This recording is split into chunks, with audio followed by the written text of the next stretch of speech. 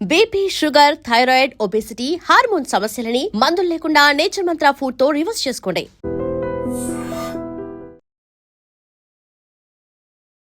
Operation Sindoor జరిగి almost 9 నెలలు గడిచినప్పటికీ ఆ యుద్ధానికి సంబంధించి సరికొత్త ప్రశ్నలు, అనుమానాలు, అభిప్రాయాలు ప్రతిరోజు కనిపిస్తూనే ఉన్నాయి. మళ్ళీ చైనా ఎందుకు వచ్చింది, మేమే దీన్ని ఆపేశాము అనేటువంటి మాట ఇంతకాలం తర్వాత చైనా నుంచి కూడా ఒక మినిస్టర్ చెప్పడం అనేది. ఆయుధాలు ఎవరు ఇచ్చారు పాకిస్తాన్కి? చైనా టర్కీ నుంచి. And China. Air defence systems అంతా చైనా నుంచి వచ్చింది. డ్రోన్స్, మిసైల్ చాలా మటుకు టర్కీ నుంచి వచ్చింది. ఆయుధాలు ఇచ్చిన వాళ్ళు యుద్ధం ఎందుకు ఆపుతారు? చైనా రోల్ దీంట్లో అర్థం కావట్లేదు. ఎందుకంటే ఇప్పుడు అందరికీ దీంట్లో క్రెడిట్ క్లెయిమ్ చేయాల్సి వస్తుంది. ఇప్పుడు ఒకసారి Chinese government and US government కూర్చొని డిసైడ్ చేయండి, మేము క్రెడిట్ క్లెయిమ్ చేయాలా, మీరు క్రెడిట్ క్లెయిమ్ చేస్తారు. కాకపోతే మనది యుద్ధ విమానాలు కూలిపోయాయి, లేకుంటే మనకి ఇంత నష్టం జరిగింది, మనకున్నటువంటి ఫెసిలిటీస్ ఇంత డ్యామేజ్ అయ్యాయి, వీటన్నిటికీ సంబంధించి బోల్డ్ అన్ని లెక్కలైతే వినిపిస్తున్నాయి. కాబట్టి అఫీషియల్గా త్రివిధ దళాల నుంచో గవర్నమెంట్ దగ్గర నుంచో ఇప్పటిదాకా రాలేదు కదా. హీట్ సీకింగ్ అక్కడికి వెళ్ళిందనమాట. కానీ నెక్స్ట్ టైం మనం అది యూజ్ చేయలేము, because we already expose the technology. ఇప్పుడు రాహుల్ గాంధీకి కానీ మిగతా వాళ్ళకి ఏం కావాలంటే మన ఎన్ని ఎయిర్క్రాఫ్ట్ పోయిందంటే then there is a count. కానీ రఫేల్ చాలా క్లియర్గా చెప్పారు, Dassault aviation not a single aircraft is lost. ఎందుకంటే మాకు తెలుసు. ఇదే రాహుల్ గాంధీ ఒక స్టేట్మెంట్ ఇచ్చారు, మీకు గుర్తుంటుంది, supreme court pulled him up for that. మన ఆర్మీ వాళ్ళని చైనీస్ ఆర్మీ వాళ్ళు వచ్చి తరిమి కొట్టారు అని చెప్పి. సో సుప్రీంకోర్టు ఆస్క్డ్ హిమ్, మీరు ఉన్నారా అక్కడ అని అడిగారు.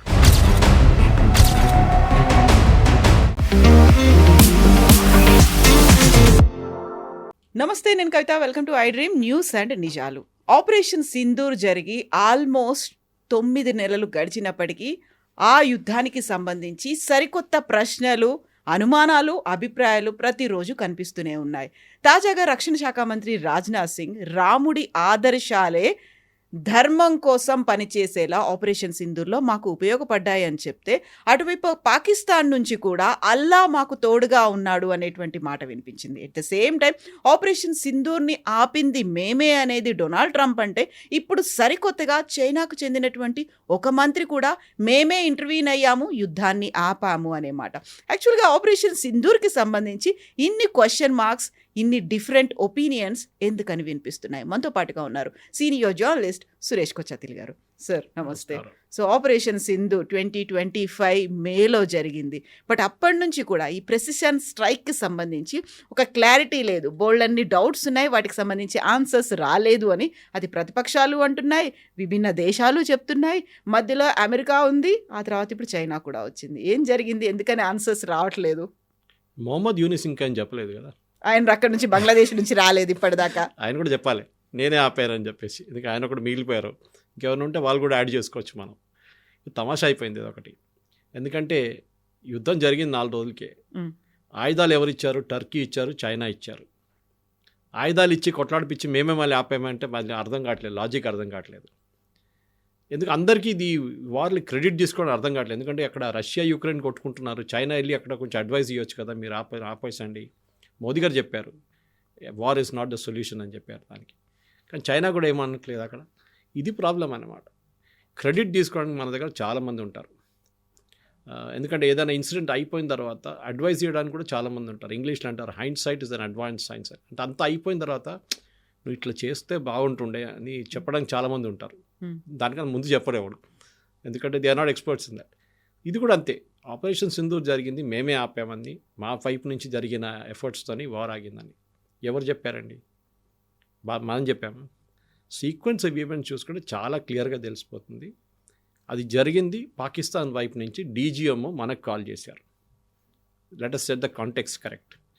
వాళ్ళ director general of military operations, మన director general of military operation lieutenant general విగ్ని ఫోన్ చేసి అడిగారు, మేము ఇట్లా సీజ్ ఫైర్ కావాలంటే. జనరల్ విగ్ said I cannot take a decision, ఇది పొలిటికల్ డెసిషన్, నేను I will convey right to the top అని చెప్పి it went right up to the top. మనకు అందరికి తెలిసింది ఏం జరిగిందని. దాని తర్వాత మోదీ గవర్నమెంట్కి వెళ్ళి ఉంటుంది, క్యాబినెట్ మీటింగ్ జరిగి ఉంటుంది, దాని తర్వాత ఆర్మీకి కన్వే చేసి ఉంటారు, okay accept the cease fire అని. ఇప్పుడు ఎవరు ఫోన్ చేశారు first, that should be the first meaning అన్నమాట. ఇది మనం అర్థం చేసుకోవాలి. ఇది కాకుండా నెక్స్ట్ స్టెప్ ఏంటి? యుద్ధం ఆపామంటున్నారు కదా వీళ్ళు. ఎవరు ఆపారు? ట్రంప్ అంటున్నారు, నేను ఆపా అంటున్నారు. ట్రంప్ క్యాబినెట్ నుంచి ఒక అవార్డు ఇచ్చింది ఎవరికి? ట్రంప్ క్యాబినెట్ నుంచి వీళ్ళు ఇచ్చింది ఒక మెడల్ ఇచ్చారు మొన్న. ఫర్గెట్ హిస్ నేమ్, మన ఇండియన్ గాయ్. ట్రంప్ క్యాబినెట్లో ఉన్న ఆయన అనమాట. వాళ్ళ క్యాబినెట్ కాదు, వాళ్ళ వైట్ హౌస్లో ఉన్న ఒక ఆయనకి అవార్డు ఇచ్చింది for stopping the Indo Pakistan war. పాపం ట్రంప్ నోబెల్ ప్రైజ్ కావాలన్నారు కదా, ప్రైజ్ వస్తుంది అనుకున్నారు కదా. ఇప్పుడు ఆయనకి ఇస్తే మళ్ళీ ట్రంప్కి ఎట్లా ఇస్తారు? అది ప్రాబ్లం అయిపోతుంది. ఇది ఎట్లయిపోయిందంటే ఈ వార్ ఆపడానికి చాలామందికి ఎక్సైట్మెంట్ ఉండే అనుకుంటాను. ఇది 10 రోజులు ఇంకా జరిగితే దాంట్లో 100 మంది చనిపోతే అప్పుడు ఎవరు అంటారు మాటలు? అప్పుడు ఎవరు రెస్పాన్సిబిలిటీ తీసుకుంటారు దాన్ని?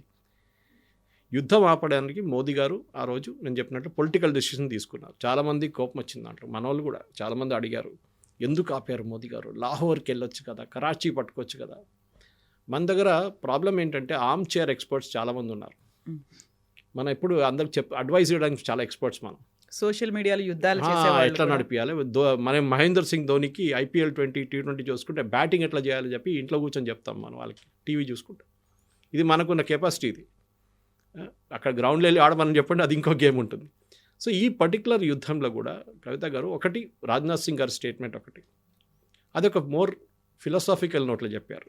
అంటే రాముడి ఐడియల్స్ ఏంటి, ఆయన ధర్మాని కోసం ఫైట్ చేసినప్పుడు ఏం చేశారు, ధర్మానికి చేసినప్పుడు ఏం చేశారు, పీస్ కావాలన్నప్పుడు పీస్ తీసుకున్నారు, ఎప్పుడు కోపం వచ్చి ఆయనకి యుద్ధం చేయాలనుకున్నప్పుడు యుద్ధం కూడా చేయించారండి. అది same thing we see in Mahabharata also. Lord Krishna అర్జునాకి ఇచ్చిన అడ్వైస్ అదే కదా. ఇక్కడ అన్న లేడు, తమ్ముడు లేడు, ఎవరు లేడు, if you see injustice you have to fight, అంతే, simple as that.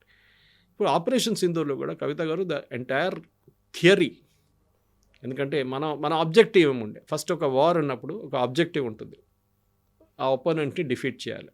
Chess game ఆడుతున్నప్పుడు కూడా అంతే కదా, క్రికెట్ ఆడుతున్నప్పుడు కూడా అంతే, ఆబ్జెక్టివ్ ఉంటుంది.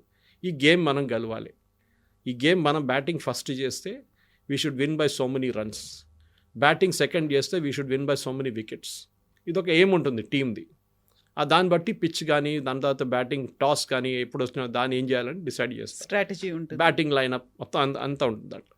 ఈ ప్రాబ్లం ఎక్కడ వస్తుందంటే ఈ ఆపరేషన్ సింధూర్లో మన first objective was to hit the terrorist base camps. మనకి 29 టెర్రరిస్ట్ బేస్ క్యాంప్స్కి మన దగ్గర డేటా ఉండే అని చెప్పి మినిస్ట్రీ చెప్పారు. మినిస్ట్రీలో బ్రీఫింగ్లో వచ్చింది చాలా క్లియర్గా. దాంట్లో మనం 8 సెలెక్ట్ చేసాం, 8 సెలెక్ట్ చేసి కొట్టాం, కరెక్ట్గా దాని మీద వెళ్ళి పడ్డది, ఇంక్లూడింగ్ ముద్రికే మిగతా ప్లేస్లన్నీ. కానీ దాని తర్వాత మనం ఏమన్నాం, that we are stopping the war అని చెప్పలేదు, అయిపోయింది. మాకు లిమిటెడ్ ఆబ్జెక్టివ్ ఉండే, we want to do only this. ఆ limited objectives we achieved. Terrorist camp destroy చేసాం, ఇక్కడ మీరు ఏం చేయకండి, మేము కూడా ఏం చేయం. కానీ పాకిస్తాన్ ఏం చేయాలి, మన టెర్రరిస్ట్ క్యాంప్ని కొట్టాలి వాళ్ళు. మన దగ్గర టెర్రరిస్ట్ క్యాంప్స్ ఉందా? లేదు, వాళ్ళ వైపు ఉంది కదా ఉంటుంది. సో వాళ్ళు ఏం చేశారు, మన మిలిటరీ అసెట్స్ మీద, మన క్యాపిటల్ అసెట్స్ మీద కొట్టడానికి ట్రై చేశారు. అది మనం we are stopped it through S-400 కానీ మిగతా ఆకాశ్ మిసైల్స్ ఆపేసుకున్నాం. మనం 3rd డే వెయిట్ చేసి 4th డే పొద్దున మనం వాళ్ళని మొత్తం వాళ్ళ ఎయిర్ ఫోర్స్ బేస్ అన్ని ధ్వంసం చేసాం, వాళ్ళ అవాక్స్ని కొట్టాం, అన్నీ చేసాం. దాని తర్వాత immediately we call for a cease fire. చాలా సింపుల్. ఇప్పుడు దాంట్లో ప్రెసిడెంట్ ట్రంప్ ఏం చెప్పారంటే, నేను ఫస్ట్ ఫోన్ చేశాను చెప్పారు. తర్వాత when Modiji made it very clear, ఎవరు ఫోన్ చేయలేదు, ఇన్ఫ్యాక్ట్ ట్రంప్ ఫోన్ చేశారు కానీ నేను ఫోన్ ఎత్తలేదు అని చెప్పారు. బట్ ట్రంప్ ఆ తర్వాత రీట్రేట్ చేశారు, నేను టారిఫ్లను ఇంకా పెంచుతా అన్నాను, 250% పెంచుతా అంటే భయపడిపోయి వాళ్ళు ఆపేశారు అనే మాట కూడా అన్నారు. అది ఇప్పుడు ఎట్లయిపోయిందంటే ఏదన్నా నేను క్లెయిమ్ చేయొచ్చు, 500 అని కూడా చెప్పొచ్చు కదా, 250 ఎందుకు ఆపారు నాకు అర్థం కావట్లేదు. అది ఎందుకు భయపడాలి? మనం టారిఫ్ పెడతానంటే మనకు యుద్ధం ఆపేస్తామా? మనం గెలుస్తున్న యుద్ధాన్ని ఏం చేస్తాం మనం? ఇప్పుడు we will fight till the end. మనం టెర్రరిస్ట్ క్యాంప్ని కొట్టాలి, టెర్రరిస్ట్ క్యాంప్ కొట్టాం. కానీ అది కాదు కదా ఇక్కడ ప్రాబ్లం ఎక్కడ వచ్చిందంటే క్రెడిట్ క్లెయిమ్ చేయడానికి. ఎందుకంటే Trump is a character like that. ఆయన ఒక real estate professional, real estate man అని చెప్పొచ్చు. ఆయన డీల్ చేస్తాడు, ఇది ఇక్కడ పెట్టి నేను ఇస్తున్నాను, నాకే ఇస్తా చెప్పు, ఇది అట్లా మాట్లాడతా. లాంగ్వేజ్ వాళ్ళది అట్లా ఉంటుంది, రియల్ ఎస్టేట్ వాళ్ళది. ఇది కూడా అదే లాంగ్వేజ్ మాట్లాడుతున్నాను. నేను సీజ్ ఫైర్ ఆఫర్ చేశాను, సీజ్ ఫైర్ కాకపోతే ఇది చేస్తా అని చెప్పాను, దానికోసం అట్లా జరిగింది. ఒక మెచ్యూర్ పొలిటికల్ లీడర్ ఎప్పుడు అట్లా మాట్లాడదు. చూడండి, మేము మాట్లాడాము వాళ్ళతోని, ఇద్దరితో ఎక్స్ప్లెయిన్ చేసాము, యుద్ధం ఆపితే బాగుంటుంది, ఇది ఇంకా ముందుకెళ్తే చాలామందికి ప్రాబ్లం వస్తుంది, వీ టాక్డ్ అబౌట్ ఇట్ అని చెప్పొచ్చు. దాంట్లో అన్నిటికంటే ఇంపార్టెంట్ కవిత గారు ఎవరికి ఫోన్ చేశారు చూడండి, పాకిస్తాన్ వైపు ఎవరికి ఫోన్ చేశారు? The Trump himself side Asim మునీర్కి ఫోన్ చేశారు, ఆర్మీ చీఫ్కి. మీరు ఇండియా వైపున ఎవరికి ఫోన్ చేశారు? ఫస్ట్ మోదీ గారు ట్రై చేశారు, మోదీ గారు దొరకకపోతే then they spoke to Ajit Doval. చూడండి పొలిటికల్ డిసిషన్ మేకింగ్. అక్కడ ఆర్మీ చీఫ్ ఫోన్ చేశారు, షబాజ్ షరీఫ్ కాదు. బికాజ్ వాళ్ళకి తెలుసు వాళ్ళ కంట్రీ ఎవరు నడిపిస్తున్నారు. Pakistan runs because of army and Allah, simple as that. అక్కడ పాకిస్తాన్లో ఆర్మీ నడిపిస్తారు, దాని తర్వాత వాళ్ళ రిలీజన్ వస్తుంది నెక్స్ట్. సో వాళ్ళు ఫోన్ చేసి షబాజ్ షరీఫ్కి ఫోన్ చేశారు, చేయకుండా అసీం మునీర్కి ఫోన్ చేశారు. అసీం మునీర్ న్యాచురల్ షబాజ్ షరీఫ్ దగ్గర చెప్పుంటారు, వాళ్ళు సీజ్ ఫైర్ అడుగుతున్నారు, సీజ్ ఫైర్ తీసుకోమంటే ఏం చెప్తారు? ఇన్ఫార్మ్ డీజీఎంఓ అంటారు. వాళ్ళ డీజీఎంఓకి చెప్పారు, ఆయన మనకు. So this is a sequence అనమాట. దాంట్లో దుంకి క్రెడిట్ తీసుకోవడము, మళ్ళీ మొన్న మెడల్ ఇవ్వడం, ఇంకొక ఆయనకి మెడల్ ఇచ్చాడు దానికి. దాని తర్వాత చెప్పారు కదా 7 ఎయిర్క్రాఫ్ట్లు కొట్టుపడేసాను. ఇవాళ దగ్గర ట్రంప్ చెప్పట్లేదు ఎవరు ఎయిర్క్రాఫ్ట్లు అని చెప్పేసి. రఫేల్ కూడా కూలిపోయింది అనేది కూడా ట్రంప్ కూడా చెప్పారు కదా అదే మాట. ప్రతి రఫేల్కి ఒక కీ ఉంటుంది. కీ అంటే మన నార్మల్ ఫిజికల్ కీ కాదు, ఒక డిజిటల్ కీ ఉంటుంది. కోడ్ వర్డ్ కాదు, అప్గ్రేడేషన్ ఆఫ్ సాఫ్ట్వేర్ కోసం. అది మనకి ఫస్ట్ సెట్ ఆఫ్ ఎయిర్క్రాఫ్ట్లు 36 ఎయిర్క్రాఫ్ట్లో Dassault aviation, that's a parent company, మనకు సైన్ చేసిన కాంట్రాక్ట్లో చిన్న ఒక లోపం ఉండేది. They didn't give us a key for it. ఈ కీతోని మీరు మీ మిసైల్స్ సిస్టమ్ కూడా అప్గ్రేడ్ చేసుకోవచ్చు. అంటే మీ వింగ్స్ కింద ఉన్న మిసైల్ లోడ్ చేయడానికి పాడ్స్ ఉంటుంది. అది ఒక స్టాండర్డ్ పాడ్ ఉంటుంది, ఇంత లెంగ్త్ ఇంత విడ్త్ దాంట్లో పెట్టుకోవచ్చు, దాని కింద ఇంత వెయిట్ దాకా తీసుకుంటుందని. మీరు ఎక్సెస్ పెట్టలేదు కదా, వింగ్ పడిపోయి వింగే ఎరిగిపోతుంది. అది దానికి మార్చడానికి కూడా ఈ కీ కావాలి మనకి, సాఫ్ట్వేర్ కీ. అది మనకి ఇవ్వలేదు. కానీ అక్కడ కూర్చొని డసా ఏవియేషన్కి మన దగ్గర ఉన్న ఎయిర్క్రాఫ్ట్ ఎక్కడుందని కూడా చెప్పగలరు వాళ్ళు. మన జీపీఎస్ లాగా, just like GPS we can say where did you park your car yesterday. వాళ్ళ దగ్గర డేటా ఉంటుంది. సో డసా క్లియర్గా చెప్పారు, 1 ఎయిర్క్రాఫ్ట్ హ్యాడ్ అన్ ఇష్యూ. ఒక ఎయిర్క్రాఫ్ట్కి 19,000 ఫీట్లో ఒక ఇష్యూ ఉండే, దించి కిందకి తీసుకొచ్చారు, దాన్ని రిపేర్ చేసి second day they all flew. This is exactly air marshal Bharti చెప్పారు ప్రెస్ కాన్ఫరెన్స్లో ఆ రోజు. Next day all our pilots flew అని చెప్పారు. అది all is very important. All word is చాలా, ఎందుకంటే మీడియాలో మనం ఒకసారి మిస్ అయిపోతాం అది. కానీ all our pilots flew the next day అన్నమాట. We didn't lose a single pilot. ఎందుకంటే మన దగ్గర కవిత పాకిస్తాన్ లాగా కాదు. ఒక ఎయిర్క్రాఫ్ట్ కూలి కింద పడితే వీడియో తీసుకోవడానికి 10 మంది ఉంటారు. ఊరోళ్ళు, ఆ పక్కన ఉన్న వాళ్ళు అందరి దగ్గర మొబైల్ ఫోన్ ఉంటుంది. ఆ పైలట్కి ఏమైనా అయిందనుకొని దానికి సపోజ్ ఈ పాస్ట్ అవే, ఆయన చనిపోతే పెద్ద ప్రాసెస్ ఉంటుంది, దానికి ఫ్యూనరల్ ఉంటుంది, స్టేట్ ఫ్యూనరల్ ఉంటుంది, అన్నీ చేస్తారు వీళ్ళు, మిలిటరీ ఆనర్స్ ఉంటుంది. మనం ఏం చూడలేదు అది. మన దాంట్లో కార్గిల్ వార్లో కూడా చూడండి, పాకిస్తాన్ వాళ్ళు వాళ్ళ చనిపోయిన సైనికులు తీసుకెళ్ళలేదు, వాళ్ళు డెడ్ బాడీ అక్కడే పడేసి వెళ్ళిపోయారు వాళ్ళు. No army will do it. ఒక ప్రొఫెషనల్ ఆర్మీ ఫోర్సెస్, ఆర్మీ అంటే ఫోర్సెస్, ఎవరు వాళ్ళ సోల్జర్స్ని అక్కడ పడేశారు. లెఫ్టినెంట్ కాలియా కోసం మన ఎన్ని రోజులు ఆయన బాడీ కోసం, వాళ్ళ టీం బాడీ కోసం మనం దేవులాడు 45 రోజుల తర్వాత దొరికింది మనకు ఆ బాడీ. అది lieutenant Kalia was the first person to be killed in Kargil war. ఇది చాలా ఇంపార్టెంట్. సో మన దగ్గర ఉన్న ప్రొఫెషనల్ ఆర్మీ సిస్టమ్ పాకిస్తాన్లో లేదు. Pakistan army is politicized. వాళ్ళు ఫస్ట్ ఏం చేస్తారు, ఆర్మీలో ఒక మీరు మేజర్ జనరల్ లెవెల్లో రాగానే లండన్లో ఒక పెద్ద ఇల్లు తీసుకుంటారు, దానికి ఏజెంట్లు ఉంటారు డబ్బులు కట్టడానికి రెడీగా. Pakistan army totally compromise. So మేము వార్ ఆపాము, మేము చెప్పాము, దానికోసం ఇండియా ఆపేశారు.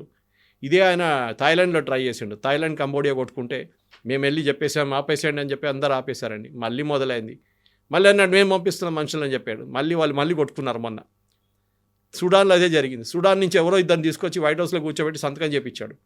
తర్వాత అడిగితే వాడెవడు నాకు తెలియదు, వీడెవడు నాకు తెలియదు అంటారు వాళ్ళిద్దరు. So who are those 2 people, God only knows. ఈ ఇమేజరీ కోసం, ఫోటో ఆప్ అంటాం చూడండి మనం, ఫోటో ఆప్ కోసమే ట్రంప్కి ఇది అన్ని చేస్తారన్నమాట.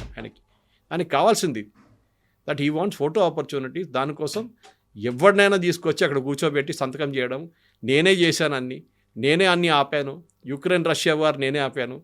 ఓకే, ఏ లోకంలో ఎక్కడ యుద్ధం రోడ్డు మీద ఇద్దరు కొట్టుకుంటే కూడా వాళ్ళు నేనే ఆపాను అని చెప్పడానికి ట్రంప్ చాలా పెద్ద ఛాంపియన్ అన్నమాట. ఇప్పుడు మళ్ళీ చైనా ఎందుకు వచ్చింది, మేమే దీన్ని ఆపేసాము అనేటువంటి మాట ఇంతకాలం తర్వాత చైనా నుంచి కూడా ఒక మినిస్టర్ చెప్పడం అనేది? మీరు ఆలోచించండి కవిత గారు, ఆయుధాలు ఎవరు ఇచ్చారు పాకిస్తాన్కి? Turkey and China. Air defence systems అంతా చైనా నుంచి వచ్చింది.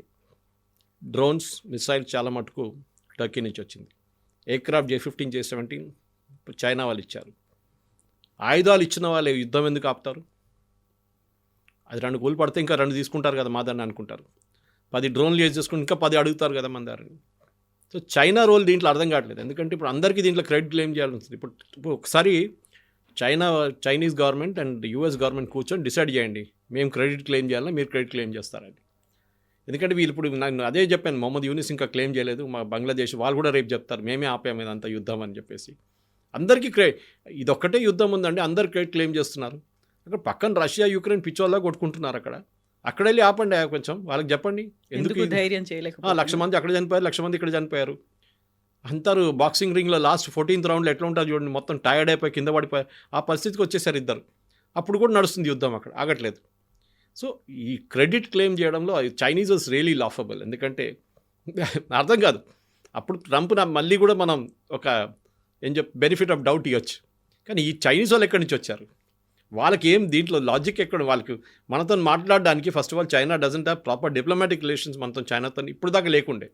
యుద్ధం తర్వాతనే కదా SCO సమ్మిట్ జరిగిన తర్వాతనే కదా అంతా మనం కొంచెం డెవలప్ చేసాం. వాళ్ళ దగ్గర వీసాలు కూడా ఇవ్వట్లేదు చాలా సంవత్సరాలు ఇచ్చి మన వాళ్ళు చైనీస్ ఆఫీషియల్స్కి.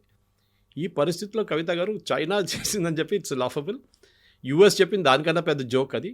మనం అన్ని లైట్ తీసుకోవాలి. మోదీ గారు పార్లమెంట్లో స్టేట్మెంట్ ఇచ్చారు. నిన్న కూడా ఒక ట్వీట్ చూసాను నేను, ఏదో కాంగ్రెస్ స్పోక్స్ పర్సన్ది జయరాం రమేష్ గారు.